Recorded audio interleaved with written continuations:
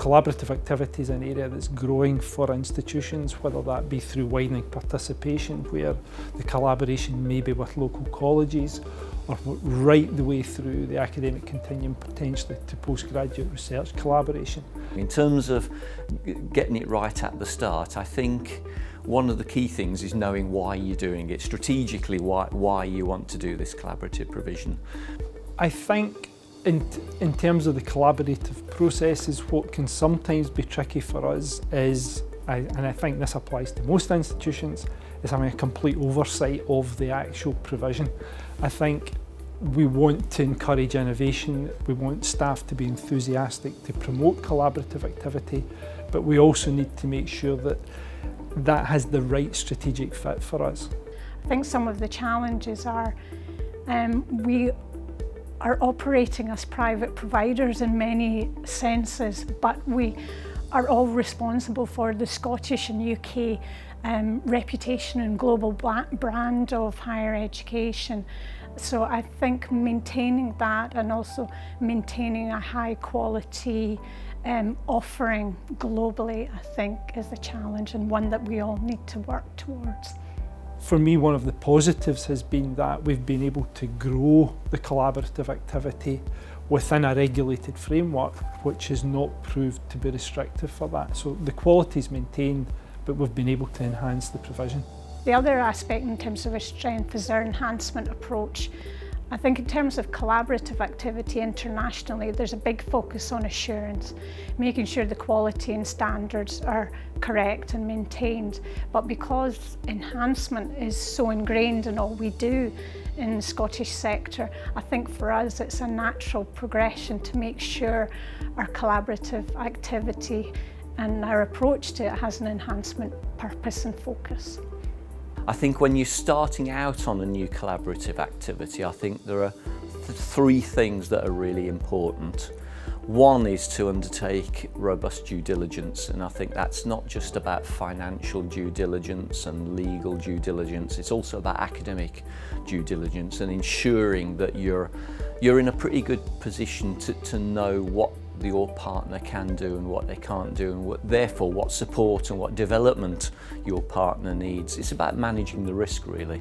Well, we hope the characteristics statement will support institutions in their practice around qualifications involving more than one degree awarding body. We recognise it's a complex area of provision and a lot of institutions are moving into this. So we hope it will help them to review perhaps their typologies and understand different types of this award, and then look particularly at their practice around academic standards and the management of academic standards, that being the key area in which these awards differ perhaps from other more traditional collaborative provision, in that there is a sharing of responsibility for academic standards. So we hope to help them to look perhaps at different ways of managing academic regulations, assessment and exam boards, and external examiner practice. And we also hope that it will help move towards a shared common understanding. We might not yet be at common definitions, but we hope by identifying two big broad categories that will help understanding and be able to have those shared conversations about the different types of awards of this kind. So making sure that you're properly monitoring partnerships back at base, and that means having the right committee or executive group or wherever it is, making sure that they are aware of what's going on in partnerships, and they're setting policies that support not just programs that are working back at base, but are helping programs out in Malaysia or China or Greece or wherever work as well.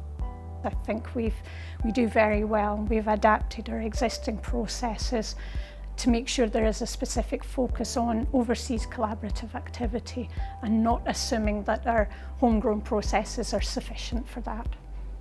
At a general level, I think that effective collaborative activity stems most of all from having a strong, sustainable, solid and open relationship with your partners. That's absolutely key.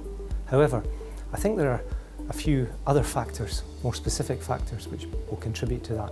One is knowing your partners well, understanding their objectives, their values, their systems, their methods, and perhaps most importantly of all, their students. you have to work together.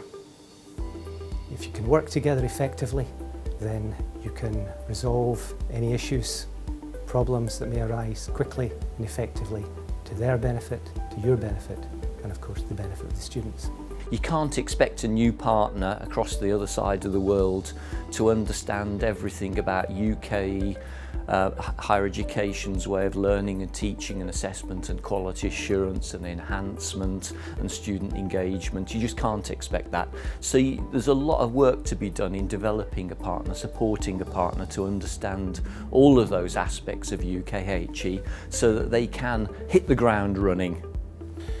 Well, in our experience, and we've had a number of these collaborations in various locations like Russia and China, Malaysia, Kazakhstan, we find that engaging the staff in the project, in the collaboration from the outset, is absolutely critical, so that they understand the scope, the people we're working with, the reasons behind the collaboration, etc.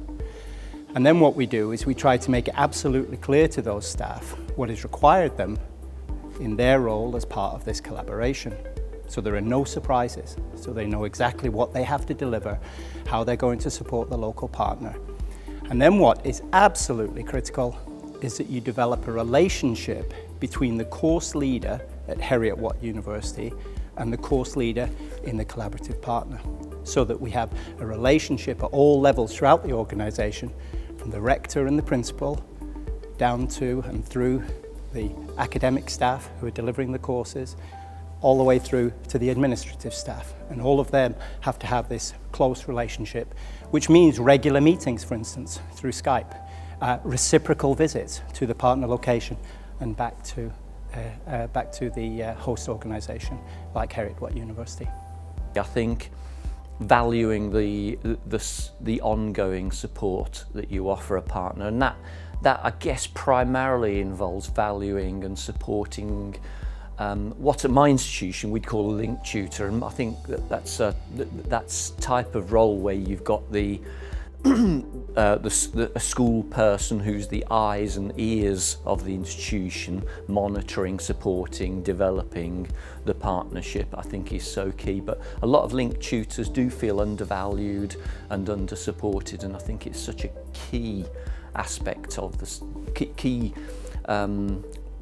role in terms of the success of a partnership, that you need to make sure that those link tutors can and are able to do their job properly.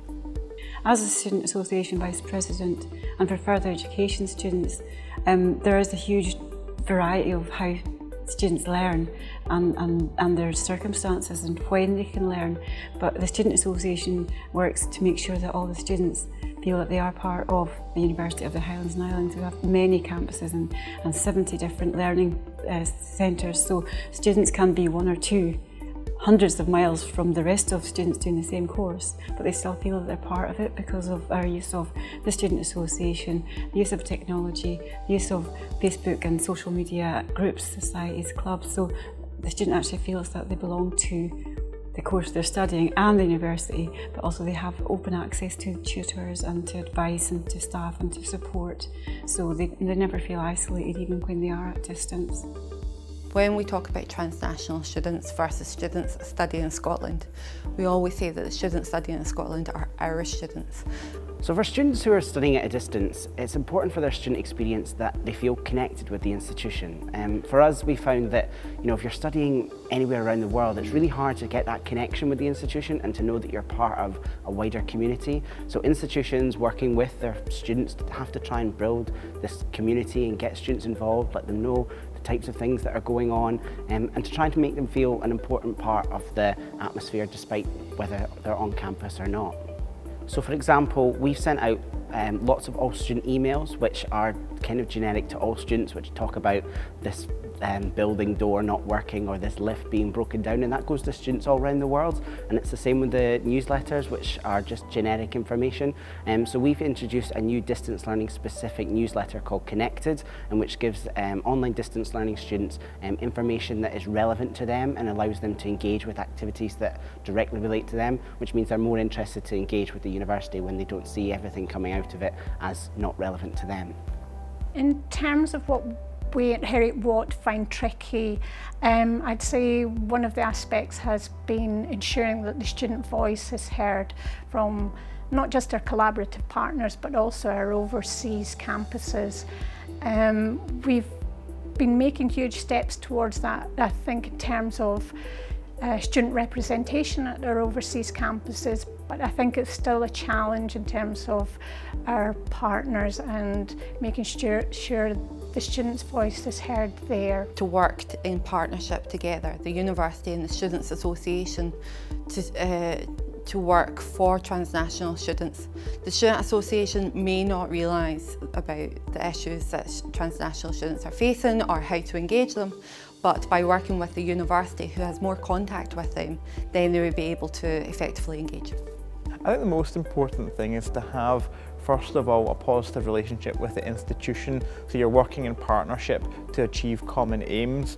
That involves identifying what students need in distant campuses or as individual learners abroad, and having an agreement about whose responsibility it is to make sure the student voice is heard and acted upon.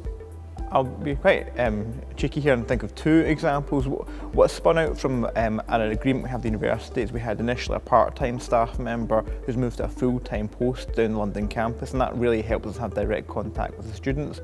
And what we've realised from working with them is paritative experience is very important, but it's not about having exactly the same student experience, it's about making sure we tailor it for the needs that are down there. So for example, our Student Leaders programme, which is a personal development and leadership programme we run for students up in Glasgow, has the London Leadership Programme running very much the same content, very much the same opportunities, but tailored and different for the needs of our London students. Similarly with our representation structure, each of our departments up in the Glasgow campus has a school officer, departmental level officer, the GC London officer, again slightly different but appropriate for what we are doing down with the programmes on the London campus.